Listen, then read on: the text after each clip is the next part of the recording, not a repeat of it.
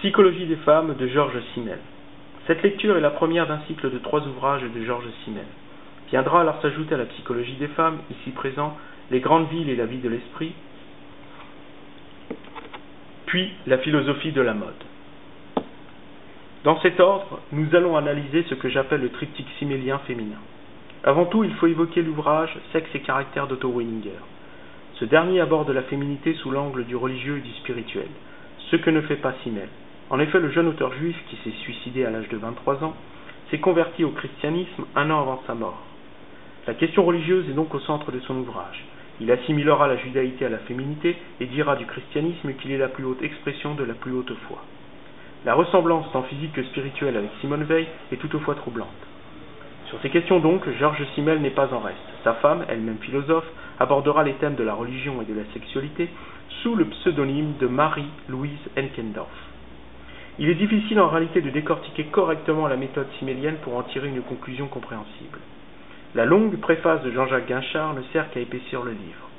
Le texte de Simmel est à vrai dire assez court, on peut compter pas moins de 80 pages. En fait, la préface nous permet de cibler les influences de Simmel. Le darwinisme social d'Herbert Spencer a certainement contribué à catéchiser la pensée de notre auteur. Si le préfacier se pose la question de savoir quel titre sied le mieux à notre auteur, entre philosophe et sociologue, il est intéressant de noter que la psychologie et la connaissance des arts furent également des matières où il excella.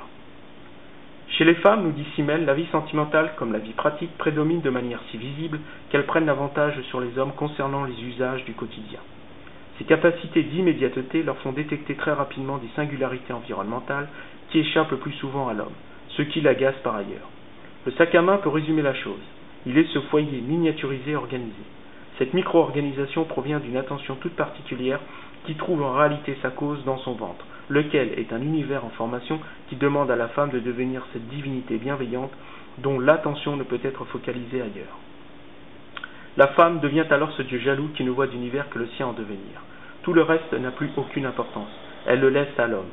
Pour cette raison, elle n'aborde pas le terroir des idées avec la même facilité que les hommes. C'est pourquoi, chez elle, la politique, l'économie et la littérature, par exemple, sont des activités de tête bien trop abstraites.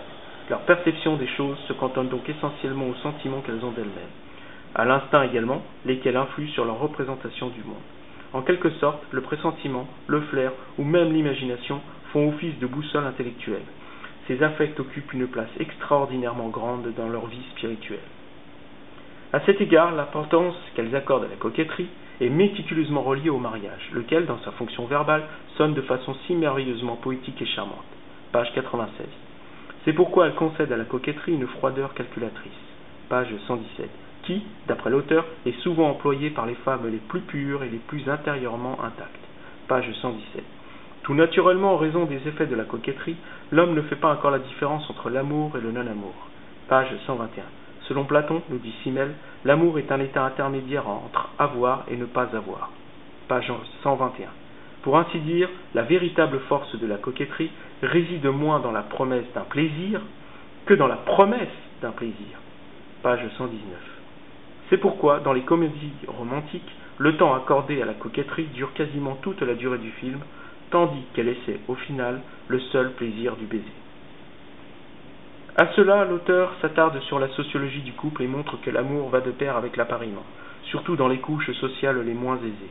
Les amours très passionnés se produisent que très rarement. En fait, les passions absolues que l'on rencontre dans la littérature, Marguerite et Faust, Roméo et Juliette ou encore Dante et Béatrice, ne peuvent se produire que dans un milieu plus aisé, où un mode d'existence plus élevé, page 114, permet d'accomplir un destin plus glorieux. La différenciation individuelle est donc plus marquée dans les couches supérieures, qui ont les moyens et le temps de réaliser leurs rêves et leurs désirs. Pour cela, Simmel poursuit son analyse de la coquetterie.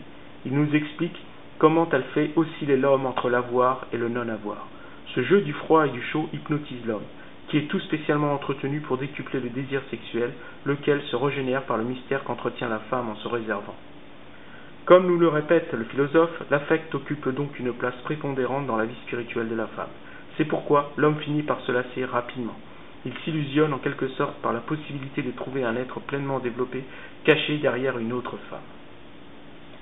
Si la femme, par la coquetterie, apprend à se dominer, également, elle apprend à dominer les autres.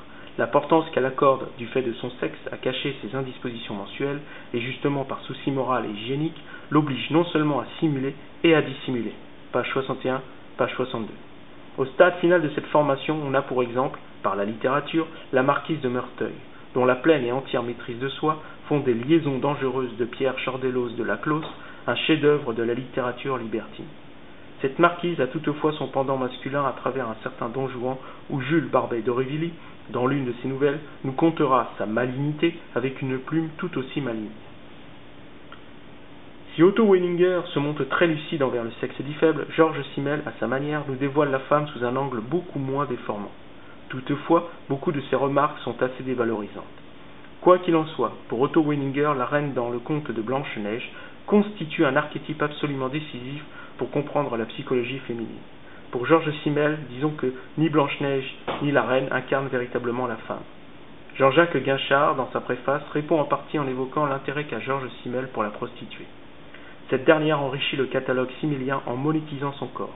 Ce rôle social, déjà évoqué par Baudelaire, permet à l'homme de satisfaire ses besoins primaires très rapidement. Cette urgence permet aux femmes les plus pauvres de monétiser leur corps pour ne pas tomber dans une extrême pauvreté.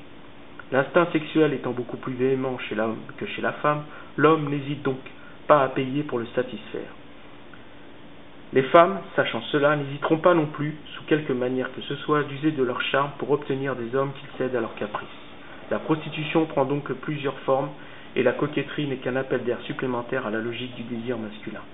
Elle permet à la femme d'attiser le feu chez l'homme pour obtenir de lui à ce qu'il accepte de céder à tout ce qu'elle désire en échange de ses faveurs.